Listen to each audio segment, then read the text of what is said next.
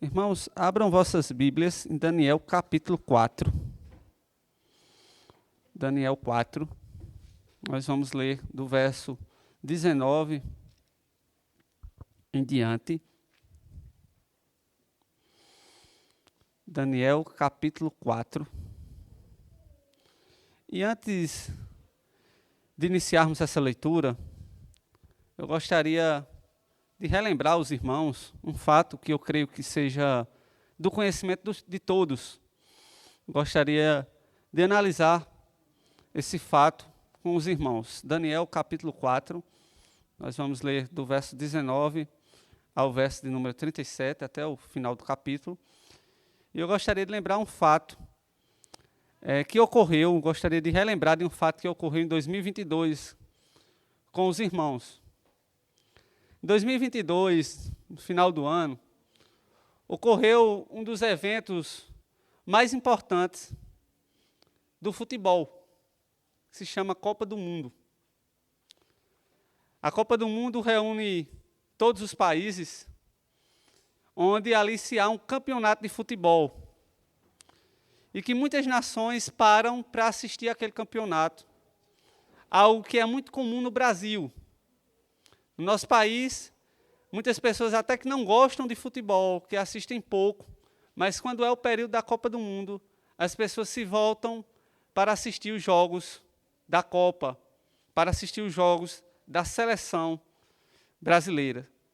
E muitas vezes esperamos pelos jogos, vibramos pelos jogos, compramos camisa da nossa seleção, chamamos amigos para assistir o jogo de futebol conosco. E na Copa de 2022 não foi diferente. A Copa de 2022 fizemos a mesma coisa. E o Brasil, ele avançava. O Brasil estava avançando no seu grupo. O Brasil venceu as oitavas de finais. E o povo estava com aquela esperança do Hexa. O povo estava com aquela esperança de mais um título para a seleção brasileira. E, de repente, vem o jogo das quartas de finais. O Brasil enfrenta a Croácia. E ali nos finalzinhos daquele jogo que estava empatado, um jogador faz um gol. Contudo, o que surpreende é que em um contra-ataque a Croácia empata. E ali aquele jogo seria resolvido nos pênaltis. Ao chegar o momento dos pênaltis, uma coisa que surpreendeu foi que o melhor jogador, o jogador protagonista da seleção brasileira, o jogador que era o melhor batedor de pênaltis, ele não foi o primeiro a bater o pênalti. Ele não foi o primeiro a bater aquele pênalti. E isso tem muito a ver, essa ilustração, com a história que nós vamos ver hoje em Daniel capítulo 4, do verso 19 ao verso 37, cujo tema dessa mensagem é: não deixe para a última hora. Não deixe para a última hora. Leia comigo Daniel 4, do verso 19 ao verso de número 37, que diz assim a palavra do Senhor.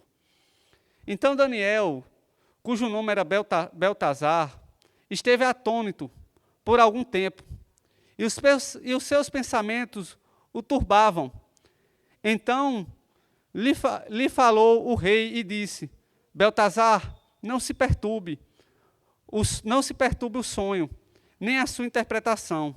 Respondeu Beltazar e disse: Senhor meu, o sonho seja contra os que têm ódio, e a sua interpretação para os teus inimigos. A árvore que vistes, que cresceu e se tornou forte, cuja altura chegou até o céu, e que foi vista por toda a terra, cuja folhagem era formosa, e o seu fruto abundante, e em que para todos havia sustento, debaixo da qual os animais do campo achavam sombra, e cujos ramos as aves do céu tinham morada, és tu, ó rei, que crescestes e viestes a ser forte. A tua grandeza cresceu e chega até ao céu, e o teu domínio até a extremidade da terra. Quanto ao que viu o rei, um vigilante, um santo que descia do céu, e que dizia, cortai a árvore e destruía, mas a cepa com as raízes deixai na terra, atada com cadeias de ferro e de bronze, na erva do campo, seja ela molhada do orvalho do céu, e a sua porção seja com os animais do campo, até que se passem sobre ela 7 tempos. Esta é a interpretação, ó rei, e este é o decreto do Altíssimo, que virá contra o rei, meu senhor.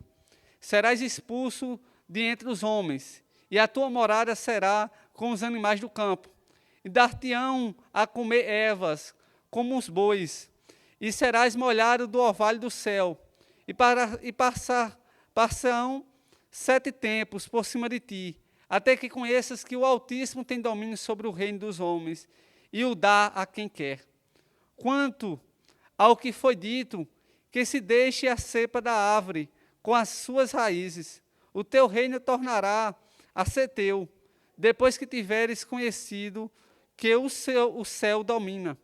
Portanto, ó rei, aceita o meu conselho e põe termo, pela justiça, em teus pecados e em tuas iniquidades, usando de misericórdia para com os pobres, e talvez se prolongue a tua tranquilidade. Todas essas coisas sobrevieram ao rei Nabucodonosor. A cabo de 12 meses, passeando sobre o palácio real da cidade de Babilônia, falou o rei e disse, não é esta a grande Babilônia que eu edifiquei para a casa real, com o meu grandioso poder e para a glória da minha majestade?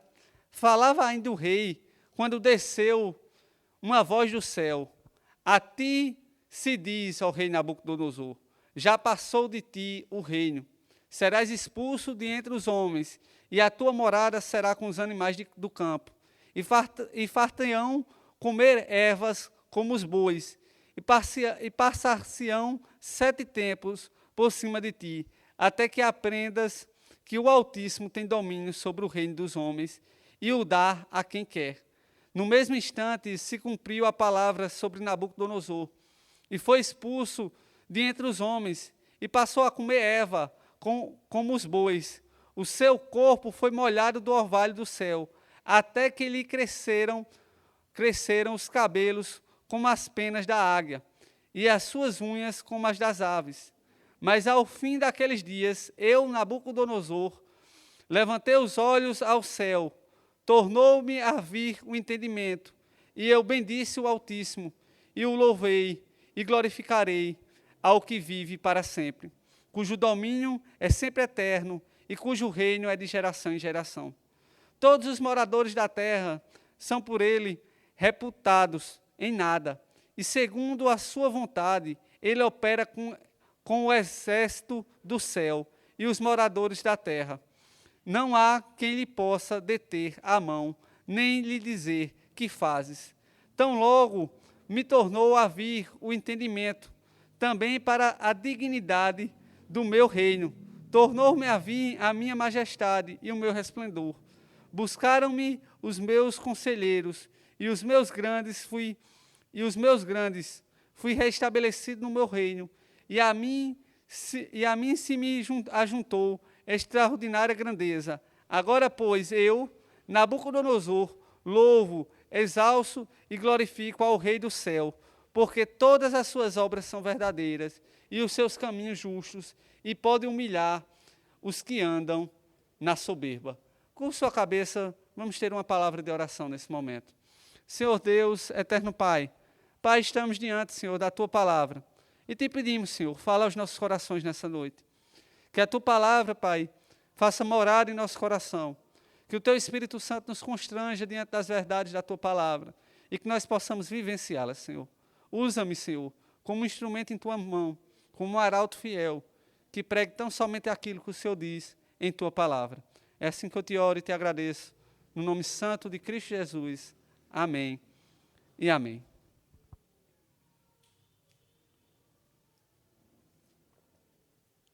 Irmãos, como vimos semana passada, o rei Nabucodonosor, ele estava em um ciclo. Novamente, um sonho lhe perturbava, e esse rei buscava a interpretação. Mais uma vez, o rei confia em seus recursos, em sua força para a interpretação. Ele vai buscar os seus conselheiros, os sábios, os feiticeiros do seu reino para interpretar. Mas ele também não obtém resposta. E ali ele chama a Daniel. Mais uma vez, Daniel chega, sendo um instrumento de Deus, para interpretar o sonho de Nabucodonosor. É interessante porque Nabucodonosor passou pela mesma situação em Daniel capítulo 2. Nabucodonosor experimentou a mesma situação, mas parece que o rei tinha apenas um reflexo da realidade de Deus. O rei tinha apenas um reflexo da glória de Deus e logo se esquecia disso. O rei, na medida que o seu sonho foi interpretado, e Daniel disse o seu sonho, no capítulo 2, o rei exalta a Deus, mas logo depois o rei se esquece disso. Logo depois, no capítulo 3, nós vemos um rei levantando uma estátua de ouro para adoração. E ali, diante daquela estátua, Sadraque, Mesaque e Abidnego não dão adoração àquele ídolo que o rei levantou. O rei, então, por seu decreto, que quem não adorasse seria lançado na fornalha de fogo, em sua ira por não ser adorado, a sua imagem não ser adorada, ele lança aqueles 3 homens na fornalha de fogo, 7 vezes mais quente do que o normal. No entanto, o rei vê ali 4 homens dentro da fornalha.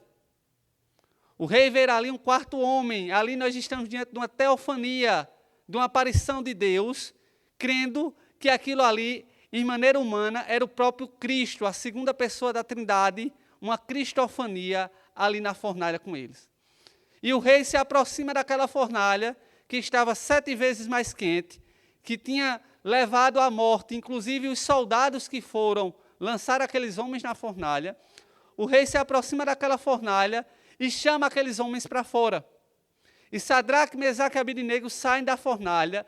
O rei reconhece que aquele 4º homem era semelhante aos filhos dos deuses, é essa a terminologia que ele usa, e ele começa a engrandecer a Deus, porque aqueles homens saíram, não foram feridos, não estão cheirando ao fogo, aqueles homens estão bem. E o rei começa a engrandecer a Deus. Contudo, no capítulo 4, parece que o rei se esquece de quem é Deus novamente. Parece que no capítulo 4, o rei, ele se esquece da grandeza de Deus. E quando ele tem um sonho que o perturba, quando ele tem um sonho semelhante àquele sonho anterior que ele teve, o rei agora, ele ao invés de buscar a Deus, ele vai buscar, primeiramente, os seus recursos, a sua força. O rei, mais uma vez, coloca Deus em segundo plano, não em primeiro lugar na sua vida. E mais uma vez ele vai buscar o auxílio dos seus súditos, daquilo que está sobre o seu domínio. Contudo, Daniel traz, o rei relata o sonho a Daniel.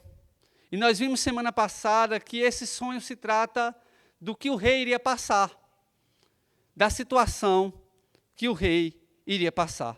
E diante disso eu gostaria de adentrar no primeiro ponto desse sermão, o sermão cujo tema é não deixe para a última hora. O primeiro ponto é um soberano rei. Analise comigo do verso 19 ao verso de número 27, que diz assim: Então Daniel, cujo nome era Beltazar, esteve atônito por algum tempo, e os seus pensamentos o turbavam. Então lhe falou o rei e disse: Beltazar, não se perturbe o sonho, não te perturbe o sonho, nem a sua interpretação. Respondeu Beltazar e disse: Senhor meu, o sonho seja contra os que têm ódio, e a sua interpretação para os teus inimigos.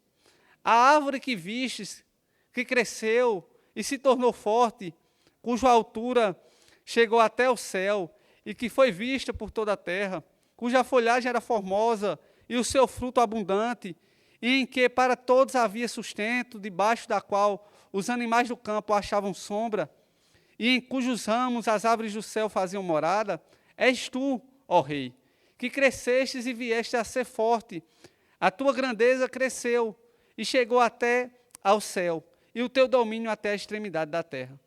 Quanto ao que viu o rei, um vigilante, um santo, que descia do céu e que dizia, cortai a árvore e destruía, mas a cepa com as raízes deixai na terra, atada com cadeias de ferro e de bronze, na erva do campo, seja ela molhada do orvalho do céu, e a sua porção seja com os animais do campo, até que lhe passem sobre ela 7 tempos.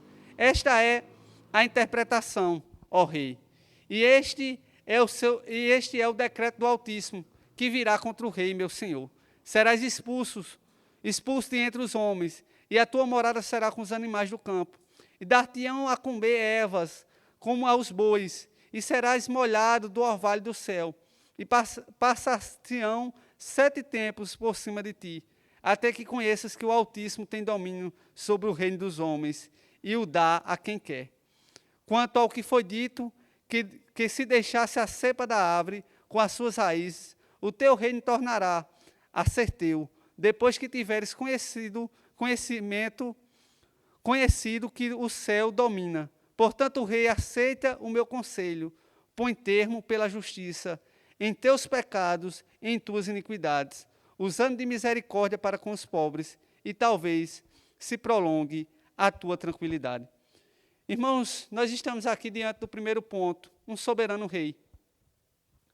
Quando Daniel está na presença do rei Nabucodonosor, quando o rei relata esse sonho, perceba, diferente do sonho do capítulo 2, que o rei não diz o sonho, agora o rei conta o sonho a Daniel.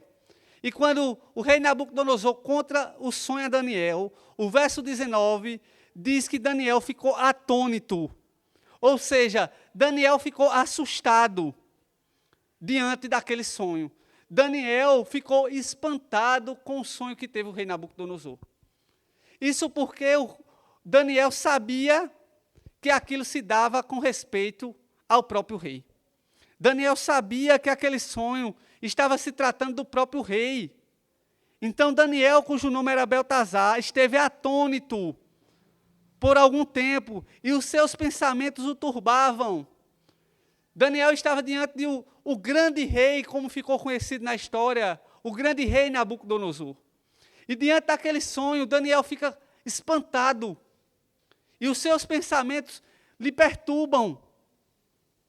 Ele para raciocinar o que ele estava ouvindo. Será que isso é verdade mesmo? Será que, de fato, é isso mesmo que vai acontecer? É essa a expressão que Daniel tem. E como será esse reino? Daniel fica surpreendido com o sonho que Deus dá a Nabucodonosor. Daniel se surpreende e diz, como é que isso vai acontecer? E o que é que vai acontecer agora? O que é que vai acontecer com esse reino? E como é que eu vou dizer isso a esse homem? Daniel fica ali, surpreso com aquele sonho, com a grandeza do reino de Nabucodonosor. Nabucodonosor visto pelas pessoas da sua época, quase como um imortal. Nabucodonosor visto na sua época como um grande rei, agora em um seu sonho que lhe perturba, ele vê que sua grandeza estará em declínio. O seu sonho que lhe perturba, Daniel vê que esse sonho é justamente sobre o reinado desse grande rei que irá vir a declínio.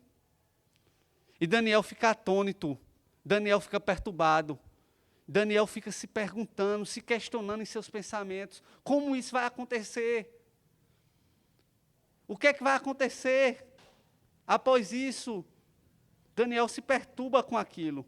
Mas o rei ele indaga Daniel. O rei ele pergunta a Daniel. O rei pergunta a Daniel, não se perturbe o sonho nem a sua interpretação.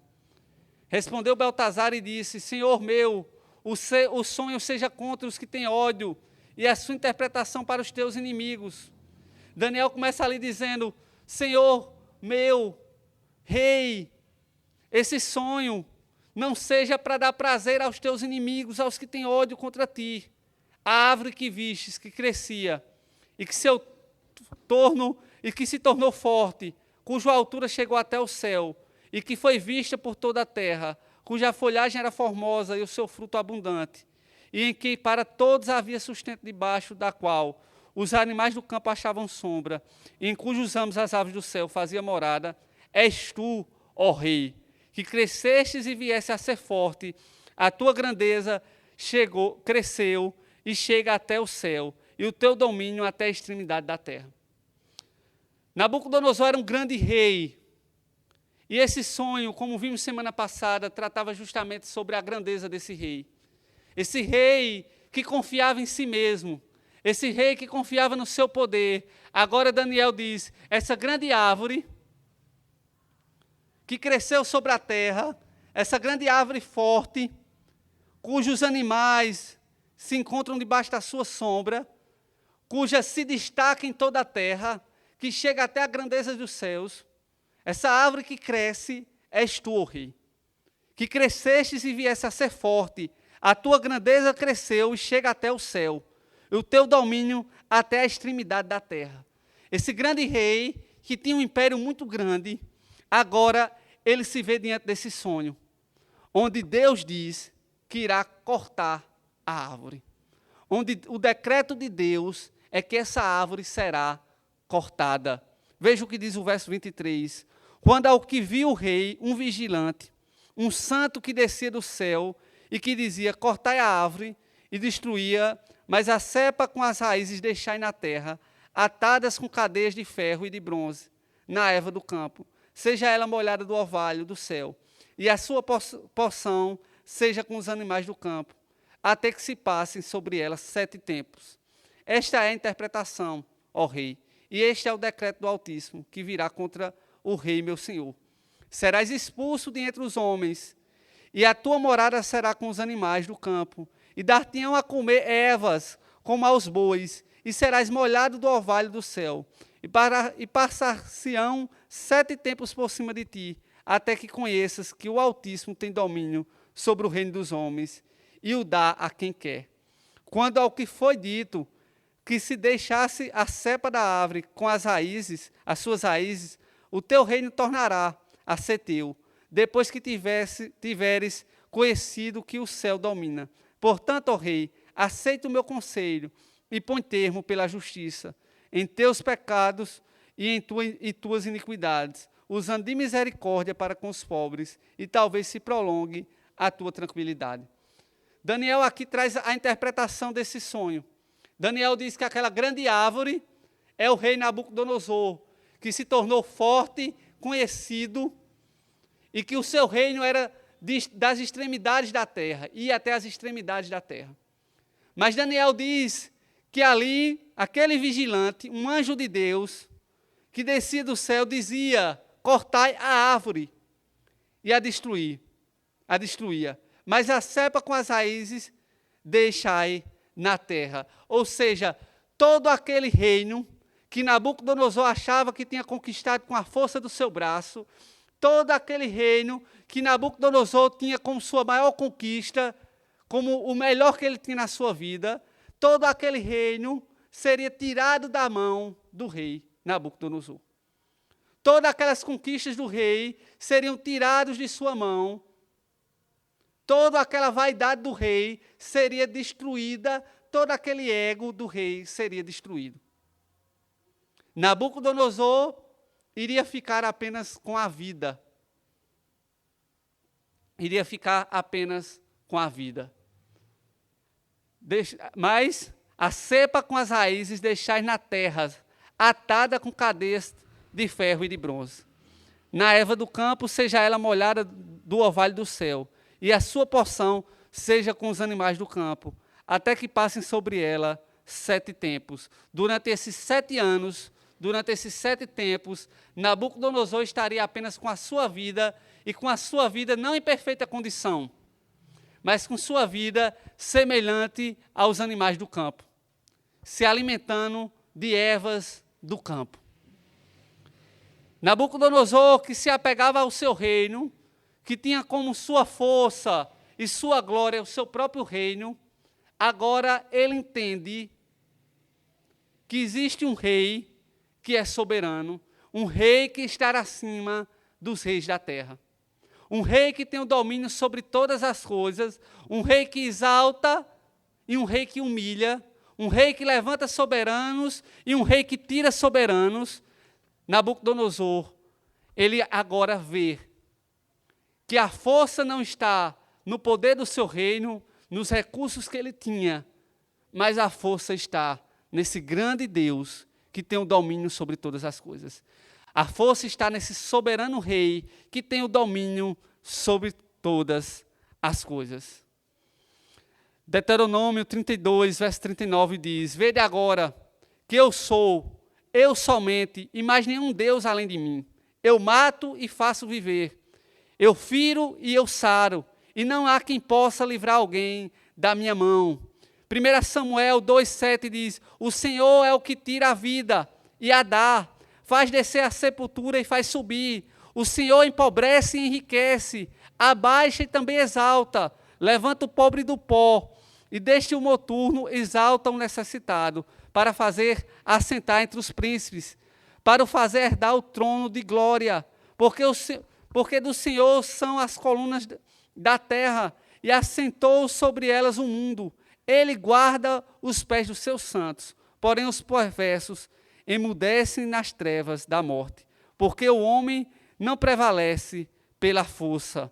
O homem não prevalece pela força. Em Daniel 2, verso 20 e 21, Daniel também diz isso ao rei: Seja bendito o nome de Deus, de eternidade e eternidade, porque dele é a sabedoria e o poder. É ele que muda o tempo e as estações, remove reis e estabelece reis. Ele dá sabedoria aos sábios e entendimento aos inteligentes. Nabucodonosor agora, ele está diante de um grande Deus, um Deus que é rei sobre todas as coisas. E assim como esse rei soberano, esse grande Deus levantou Nabucodonosor para punir o povo de Judá, levantou o reino da Babilônia para exilar, dominar sobre Judá. Agora Deus está abatendo esse rei que tinha sua confiança, que tinha sua força em sua riqueza, em seu palácio, em seus domínios. Nabucodonosor, agora ele percebe que ele não pode entrar numa queda de braços contra esse Deus. Porque esse Deus é extremamente forte. Esse Deus, a riqueza de Nabucodonosor, o domínio, os súditos, não poderia, o exército da Babilônia, não poderia prevalecer contra esse grande Deus, sobre o seu decreto, sobre o decreto da sua palavra. Nabucodonosor está diante disso. E o verso 27, Daniel diz assim: Portanto, ó rei, aceita o meu conselho e põe termo pela justiça em teus pecados e em tua iniquidade, usando de misericórdia para com os pobres, e talvez se prolongue a tua tranquilidade. Daniel estava atônito em dar aquela interpretação ao rei. E quando Daniel termina de dar aquela interpretação ao rei, Daniel diz: Rei, se arrepende dos teus pecados. Rei, busca ao Senhor, se humilha diante do Senhor, arrependa-se. Volte-se para Deus. Não haja de maneira corrupta, não haja de maneira como malfeitor, haja com justiça. Não haja com corrupção, oprimindo o povo, mas haja de uma maneira justa. Daniel diz: Portanto, ó rei, aceita o meu conselho, põe termo pela justiça em teus pecados e em tuas iniquidades, arrepende-se dos teus pecados e das tuas iniquidades, e usando de misericórdia para com os pobres, e talvez se prolongue a tua tranquilidade. Diante disso, nós lembramos, quando nós olhamos essa advertência, quando nós olhamos essa exortação, esse conselho que Daniel dá ao rei Nabucodonosor, nós lembramos de Zaqueu, o publicano. Zaqueu que quando vê a Jesus, quando Jesus conversa com Zaqueu, quando Jesus chama Zaqueu, ele se arrepende diante de Cristo, ele reconhece o seu pecado e ele diz: metade de tudo que tenho vou dar aos pobres. E por que Zaqueu diz isso? Porque Zaqueu era um publicano. Um publicano é um cobrador de imposto. Um publicano é uma pessoa que cobrava impostos dos judeus. E muitas das vezes, na maioria das vezes, essas pessoas cobravam esses impostos excedendo o que era devido. Além da grande carga tributária cobrada por Roma, os cobradores de impostos ainda cobravam mais, porque eles sempre estavam arrodeados da guarda romana e eles extorquiam o povo, eles roubavam do povo. Mas Zaqueu, ele se arrepende, e na maneira quando Zaqueu se arrepende, ele confessa os seus pecados diante de Cristo e ele diz: restituirei, darei aos pobres metade de tudo que eu tenho. Metade de tudo que eu tenho. Daniel está exortando a Nabucodonosor a mesma coisa. Rei, arrepende-se dos seus pecados. E dá àqueles pelo qual o Senhor roubou, aqueles pelo qual o Senhor estava agindo sem misericórdia, ser misericordioso para com eles. Arrependa-se, ó rei. Arrependa-se. E usando, arrependa-se em teus pecados e em tuas iniquidades, usando de misericórdia para com os pobres, e talvez se prolongue a tua tranquilidade. Ele chama Nabucodonosor a se arrepender, mas não se arrepender apenas com palavras, não apenas dizer estou arrependido, mas demonstrar seu arrependimento por meio de atitudes. É interessante porque o reverendo Augusto Nicodemos, testemunhando sobre sua vida, e ele falando que vivia uma depravação muito grande, e ele disse que uma certa feita chegou com alguns amigos na cidade de Recife e fizeram um assalto a um posto de combustível. E ele falou que logo após sua conversão, ele chegou no dono daquele posto, e ele chamou aquele dono de posto e disse: o senhor lembra, tal dia, no ano tal, houve um assalto aqui no posto, eu estava envolvido. E aqui está restituído o valor que eu roubei do senhor. Aqui está o valor, se o senhor quiser prestar queixa, o senhor preste. Eu confesso, eu fiz esse crime, mas aqui está de volta o valor que foi roubado. O arrependimento se dá dessa forma, não apenas com palavras, mas com atitudes. E é justamente para isso que Daniel chama o rei Nabucodonosor, exorta o rei Nabucodonosor. Daniel ali interpreta o sonho e diz: existe um rei que está acima do Senhor. Existe um reino maior do que o seu. Existe um rei que manda no seu reino. E esse reino é do Senhor Deus. O Senhor Deus tem esse reino eterno que manda nos soberanos da terra. E ele irá lhe abater, ó rei. O teu reino, a tua grandeza irá sucumbir. Mas quem sabe o Senhor pode agir de misericórdia contigo. Quem sabe o Senhor pode agir de misericórdia contigo. Portanto, rei, aceita o meu conselho. Daniel, que estava atônito diante de transmitir essa mensagem para o rei, ele agora diz: portanto, ó rei, aceita o meu conselho. Ouve o meu conselho. Arrepende-se e dá frutos de arrependimento. Arrependa-se, ó rei, e dá frutos disso. Muda a tua vida. Muda a maneira de agir. Arrependa-se, que quem sabe o Senhor tem misericórdia de ti. E talvez se prolongue a tua tranquilidade. Ele diz justamente isso. Contudo, nós vemos justamente o segundo ponto dessa mensagem, do verso 28 ao verso 30. A confiança do rei e a justiça de Deus. Nabucodonosor, mesmo tendo a interpretação do sonho, Nabucodonosor, mesmo ouvindo a interpretação, sendo exortado a se arrepender, Nabucodonosor não se arrepende. Nabucodonosor continua com o coração dado ao seu ego. A confiança de Nabucodonosor continua no seu reino. Vejamos do verso 28 ao verso 30, que diz assim: todas essas coisas sobrevieram ao rei Nabucodonosor. Ao cabo de 12 meses, passeando sobre o palácio real da cidade da Babilônia, falou o rei e disse: não é esta a grande Babilônia que eu edifiquei para a casa real, com o meu grandioso poder e para a glória da minha majestade?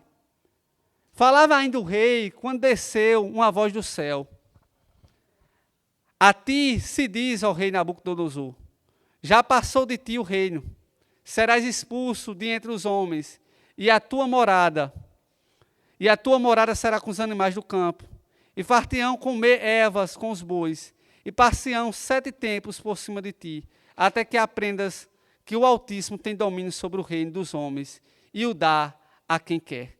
Perceba comigo, do verso 28 ao verso de número 33, a mensagem que Deus dá a Nabucodonosor. Perceba onde estava a confiança do rei e a mensagem que Deus dá a esse rei. A confiança do rei estava em si mesmo. No verso 30 diz: falou o rei e disse, depois de 12 meses, não é esta a grande Babilônia que eu edifiquei? Perceba, que eu fiz, que eu posso, que eu edifiquei para a casa real, com o meu grandioso poder, ou seja, um atributo de Deus, ele põe para si: eu sou poderoso, com o meu grandioso poder, e para a glória da minha majestade. Ou seja, 2 atributos de Deus, poder e majestade, ele coloca para si. Eu edifiquei esse reino, eu posso, eu sou poderoso, eu sou majestoso. Eu sou o rei Nabucodonosor. Mas diante disso, enquanto o rei falava isso consigo mesmo, no seu palácio, quando o rei falava isso em seu palácio, falava ainda o rei, quando desceu uma voz do céu: a ti se diz, ao rei Nabucodonosor, já passou de ti o reino, serás expulso de entre os homens, e a tua morada será com os animais do campo, e far-te-ão comer ervas com os bois, e passar-se-ão 7 tempos por cima de ti, até que aprendas que o Altíssimo tem domínio sobre o reino dos homens, e o dá a quem quer. No mesmo instante se cumpriu a palavra sobre Nabucodonosor, e foi expulso de entre os homens, e passou a comer erva como os bois. O seu corpo foi molhado do orvalho do céu, até que lhe cresceram os cabelos, como as penas da águia, e as suas unhas, como as das aves. Nabucodonosor, no mesmo instante em que ele falava ainda no seu palácio, sobre a grandeza do seu reino, sobre a sua confiança no seu reino, ele ainda estava falando, mas veio uma voz do céu e disse: serás expulso dentre os homens, e a tua morada será com os animais do campo. É interessante, pois foi esse mesmo orgulho que fez o povo de Israel ser exortado 2 séculos antes pelo profeta Isaías.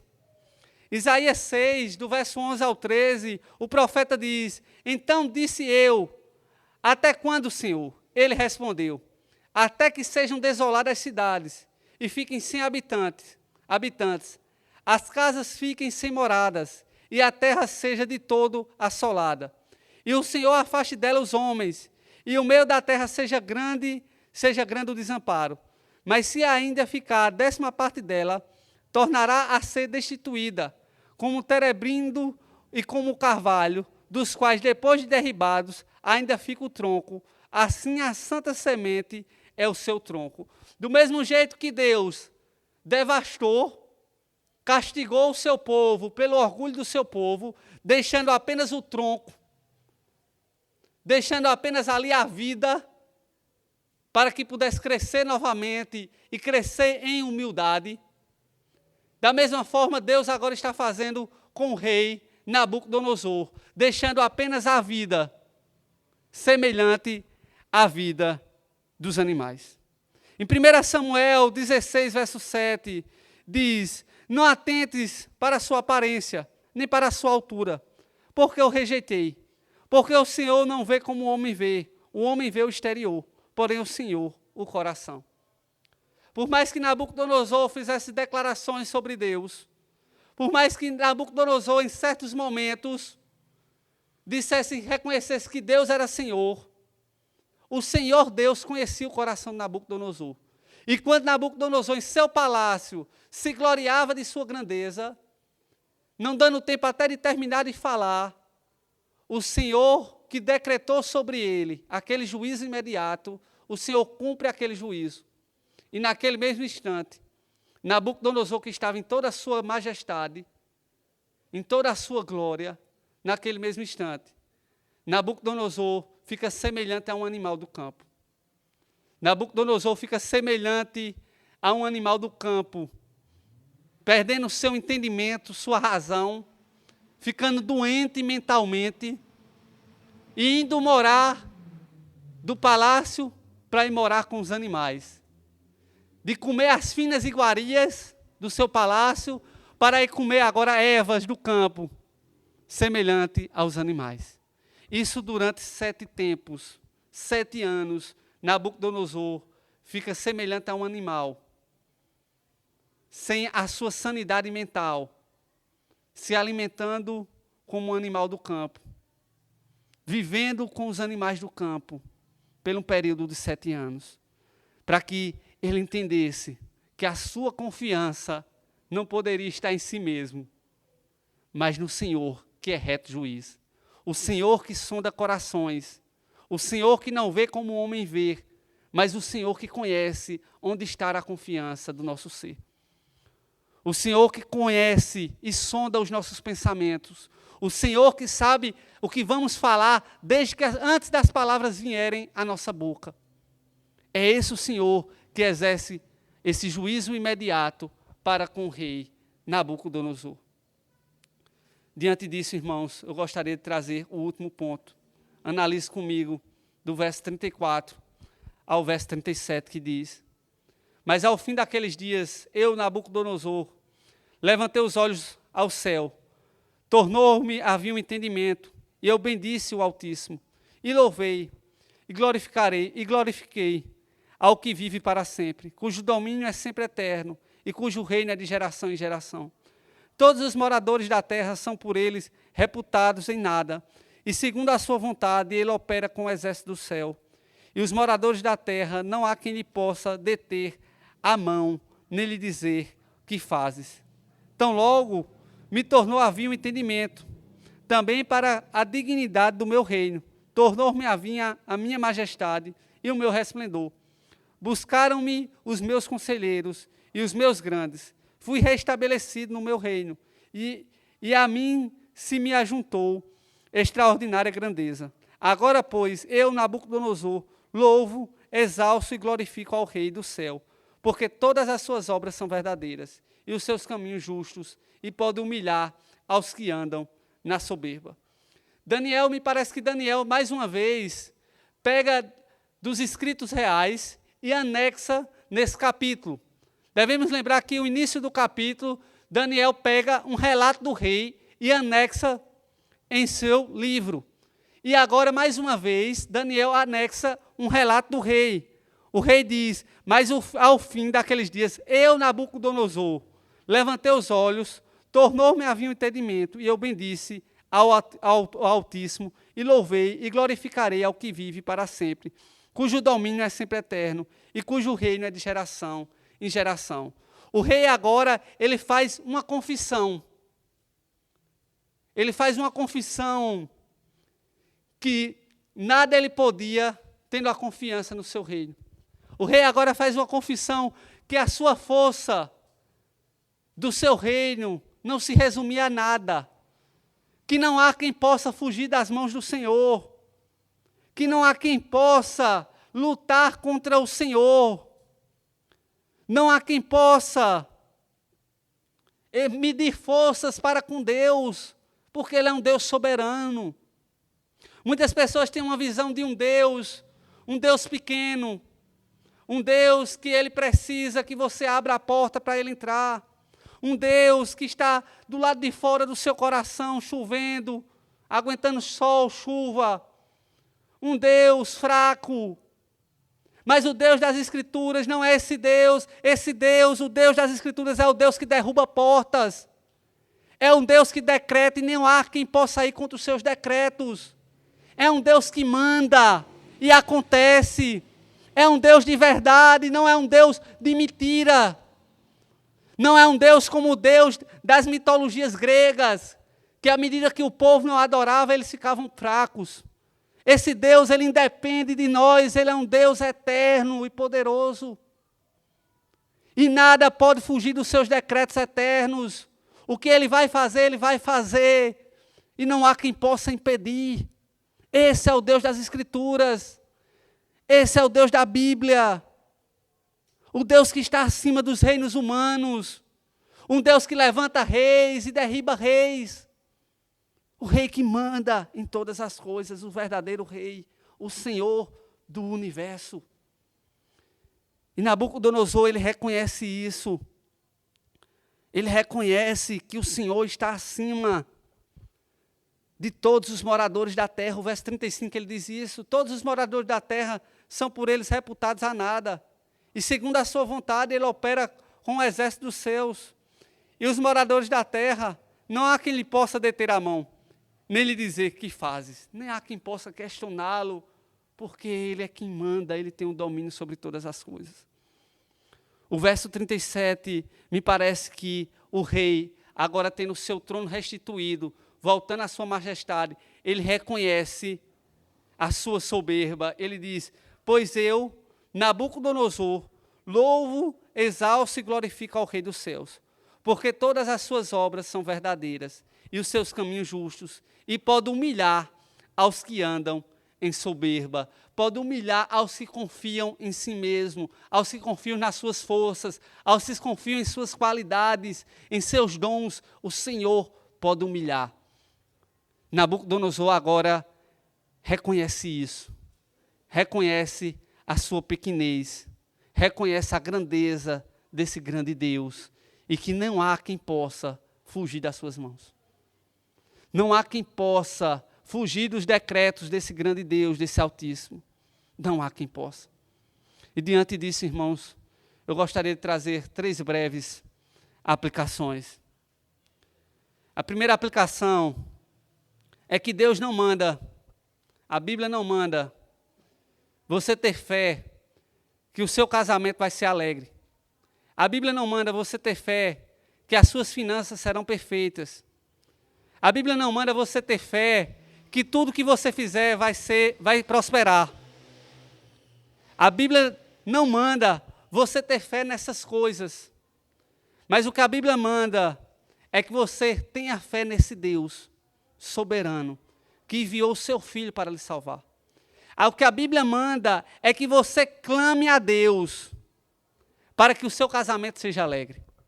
A Bíblia manda que você chore a Deus para que haja misericórdia de Deus sobre o seu casamento, sobre as suas finanças, sobre os seus projetos. Mas a Bíblia não manda você pôr fé nessas coisas. A Bíblia não manda você colocar seu coração nessas coisas, porque tudo isso são ídolos do coração humano. A nossa fé e a nossa confiança deve estar no Senhor, independente das circunstâncias, independente das coisas. Devemos sim clamar a Ele, entendendo que Ele pode tudo. Talvez seu casamento esteja triste. A Bíblia não manda você ter fé que seu casamento vai ser alegre.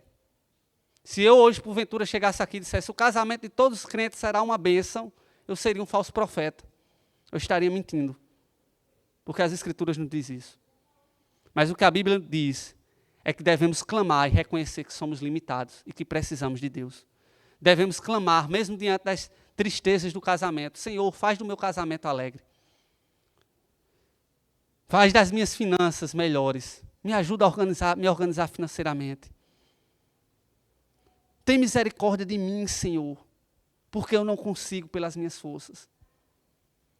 Tem misericórdia de mim, Senhor, porque a minha fé não está estabelecida nessas coisas, mas tão somente no Senhor. O meu coração não está estabelecido nessas coisas, mas tão somente no Senhor. Eu reconheço que eu não sou nada. A fé de Nabucodonosor estava no seu reino e na sua força. E ele passou 7 anos comendo capim, comendo a erva do campo, para entender que ele não podia nada, para entender que ele não era dono de nada. Que venhamos a buscar ao Senhor e a clamar a Ele, entendendo que a nossa dependência está nele, e que venhamos a nos gloriar em algo, venhamos a nos gloriar no Senhor tão somente. Segunda aplicação é que me parece que em nossas épocas, as pessoas, os conselheiros, me parece que eles esqueceram, extinguiram uma palavra chamada pecado, uma palavra chamada arrependimento. Me parece que se os conselheiros de Nabucodonosor, se Nabucodonosor vivesse em nossa época, os conselheiros de Nabucodonosor certamente seriam coaches ou teólogos da prosperidade. Me parece que se os conselheiros de Nabucodonosor, se fosse nos dias de hoje, seriam coaches e teólogos da prosperidade, que falam aquilo que faz com que o ego do coração se inflame. Falam aquilo que as pessoas querem ouvir, mas não falam aquilo que a Bíblia diz. Me parece que nos nossos tempos faltam pessoas que falem a verdade bíblica do arrependimento. Me parece que faltam pessoas que falem sobre os ídolos do coração, que devemos depender de Deus, que devemos ter uma vida em santidade, nos arrependendo dia após dia dos nossos pecados e buscando ser aperfeiçoados em Cristo. Me parece que as pessoas hoje só falam ao coração aquilo que ele quer ouvir, para que as pessoas confiem em si mesmos, para que as pessoas achem força em si mesmos, nos seus próprios dons, nos seus próprios recursos, na autoconfiança, no eu. Me parece que as pessoas não falam mais de arrependimento, não pregam mais como João Batista, como Daniel, como Jesus. Arrependa-se. Me parece que isso está sendo esquecido. Devemos se voltar para essa mensagem. Daniel, quando termina de falar a interpretação do sonho, ele diz ao rei: arrependa-se. Ele vai dizer ao rei justamente isso: aparte-te dos teus pecados, da tua iniquidade. Se distancie do teu pecado, da tua iniquidade. Se volte para o Senhor. Quem sabe Ele terá misericórdia de ti. Quem sabe Ele agirá com misericórdia para contigo. E é justamente essa mensagem que devemos levar. É essa mensagem que devemos viver. Não de um Deus gênio da lâmpada, que vai lhe dar tudo que você quer, que você vai buscar Ele em última instância. Você só vai buscar Ele quando as situações estão difíceis, quando os seus sonhos lhe perturbam, como Nabucodonosor. Depois de tentar todas as outras coisas, aí é que você vai buscar a Deus. Em último plano, para realizar o que você quer, para que você seja Senhor e não Ele. Esse é um falso evangelho, irmãos. Um evangelho que fala o que a gente quer ouvir, isso é um falso evangelho. O nosso coração é extremamente corrupto.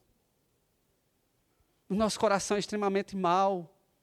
Somente a palavra de Deus pode ser lâmpada para os nossos pés e luz para os nossos caminhos. E é para essa palavra que devemos nos voltar. E a maior mensagem dessa palavra é: arrependa-se e tenha fé em Cristo, deposite sua esperança em Cristo. Arrependa-se e tenha Jesus como Senhor da sua vida. Jesus, Ele veio ao mundo não para ser apenas seu amigo, não para ser apenas caminhar com você, mas Ele veio para ser Senhor sobre sua vida. Paulo diz isso: não vivo mais eu, mas Cristo vive em mim. Arrependimento é isso, é reconhecer o erro, é olhar para si mesmo e entender que não é nada, entender o pecado e buscar agir de uma maneira diferente. É olhar para si mesmo e dizer: não tem nada de bom em mim, mas agora eu vou buscar agir de uma maneira diferente. Eu vou buscar viver diferente. Arrependimento é isso. Arrependimento não é só reconhecer.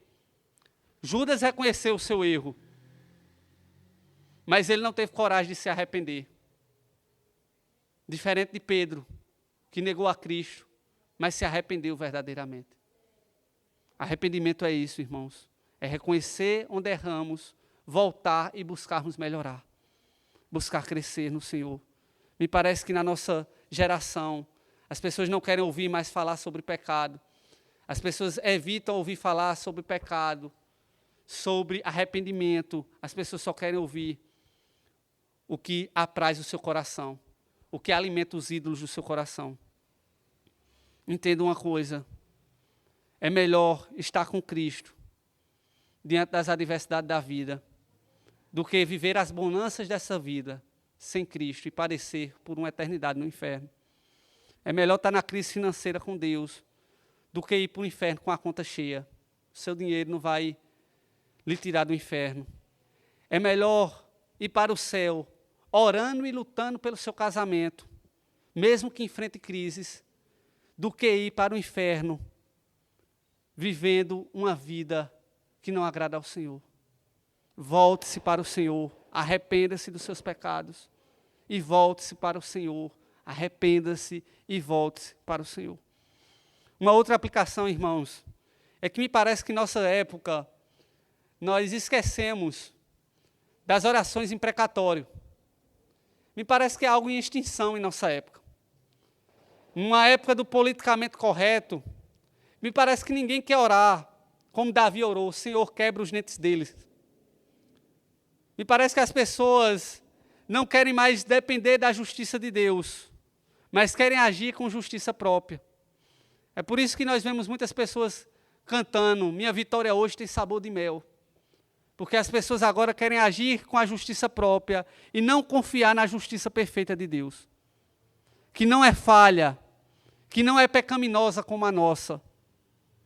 Me parece que quanto menos oramos em precatório, quanto menos confiamos na justiça do Senhor, mais vamos querer agir e confiar na nossa justiça própria. Mas esquecemos que a nossa justiça própria não é capaz de nos salvar. Foi preciso que Deus enviasse seu Filho para nos justificar, para que a justiça fosse cumprida, para que nós venhamos a ser salvos. A nossa justiça própria é falha, o nosso senso de justiça é falho, é tendencioso. Devemos confiar na justiça do Senhor.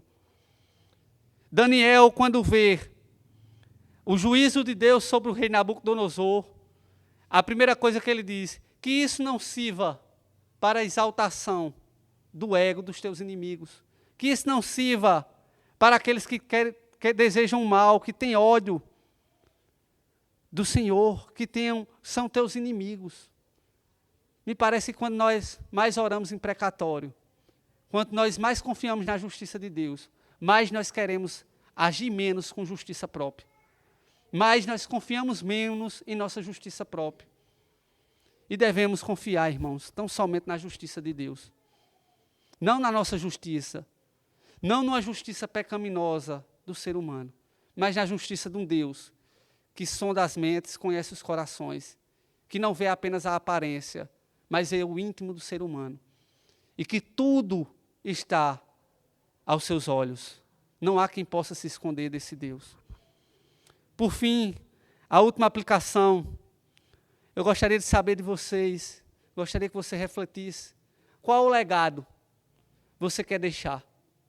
Qual o legado que você vem deixando da sua vida, da sua existência? Muitas pessoas querem deixar um legado de ser grande, de ser um grande homem na história. Nabucodonosor deixou esse legado. Ele ficou conhecido como o grande, Nabucodonosor o grande.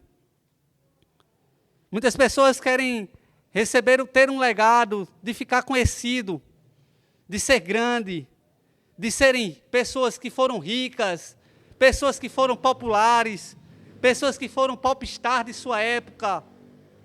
Mas o maior legado que você pode levar, o maior legado que você pode deixar da sua vida é de você ser um servo do Senhor. Nabucodonosor, ele deixou um legado de ser um grande rei, mas ao mesmo tempo ele deixou um legado de ser um homem constante. Mesmo diante das suas confissões sobre Deus, mesmo diante de muitas vezes ele dizer, grande é o Senhor, Nabucodonosor deixa essa inconstância. Em Isaías 14, verso 15, o texto diz: contudo, serás precipitado para o reino dos mortos, no mais profundo abismo. Ali em Isaías compara o reino de Nabucodonosor, o orgulho de Nabucodonosor com o orgulho do próprio diabo, do próprio Satanás. Isaías faz essa comparação. E foi esse o legado que Nabucodonosor deixou. Um legado de um homem grande no seu reino, mas um homem constante diante de Deus. E qual é o legado que você vai deixar? Será que você vai deixar para a última hora? Nós não sabemos ao certo se Nabucodonosor foi salvo ou não, porque ele tinha uma vida de inconstância. Ele era como Acã, que guardou os objetos, escondeu os utensílios, mas diante ali de Deus apontar para ele, ele faz uma confissão dos seus pecados. Mas ninguém sabe ao certo se aquela confissão foi sincera. Ninguém sabe ao certo se Acã foi salvo, se a confissão de Acã, de arrependimento, foi sincera diante de Deus. Somente Deus sabe, porque Deus sonda os corações. Assim também com Nabucodonosor. Ninguém sabe ao certo se essa declaração que Nabucodonosor faz aqui no final do capítulo 4 foi sincera ou se passaram algum tempo e o rei se esqueceu disso. E o rei começou a agir conforme a sua vontade. Qual é o legado que você quer deixar? Um legado de inconstância diante de Deus? Um legado de ser poderoso nessa terra, mas de não ter uma vida com Deus? Saiba que o maior legado que você pode deixar, o maior legado que você pode deixar é de ser um servo do Senhor. Por fim, não deixe para a última hora. Não deixe para reconhecer Deus de última hora. Assim como Acã, assim como Nabucodonosor, que nós não temos a certeza se foram salvos ou não, porque só quem conhece o coração é o Senhor. Nós não sabemos se esse arrependimento foi sincero ou não. Não deixe para a última hora. Muitas pessoas que estão no leito de hospital, que ouvem o Evangelho, se arrependem dos seus pecados e creem em Cristo. Quando saem do hospital, elas nunca mais buscam a Jesus. Elas buscam apenas no momento de conveniência, no momento onde a dor está sendo apertada. Não deixe para buscar a Jesus de última hora, por último tempo. Não faça isso. Não faça, como eu dei o exemplo no início do jogo da Copa do Mundo. Não faça como o jogador da seleção brasileira, que deixou para bater o pênalti por último. E ele nem chegou a bater a quinta cobrança, porque a Croácia venceu do Brasil antes.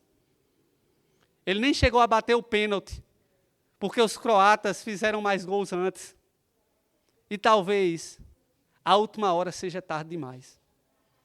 Não deixe para a última instância.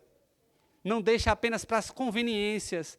Não deixe para buscar Deus apenas no momento da dor, no momento da dificuldade. Mas busque a Deus enquanto se pode achar. Busque a Deus em todo o tempo. Não deixe para a última hora. Amanhã pode ser tarde demais. Amanhã pode ser tarde demais. Arrependa-se e busque ao Senhor hoje. Busque ao Senhor enquanto Ele está perto, enquanto se pode achar.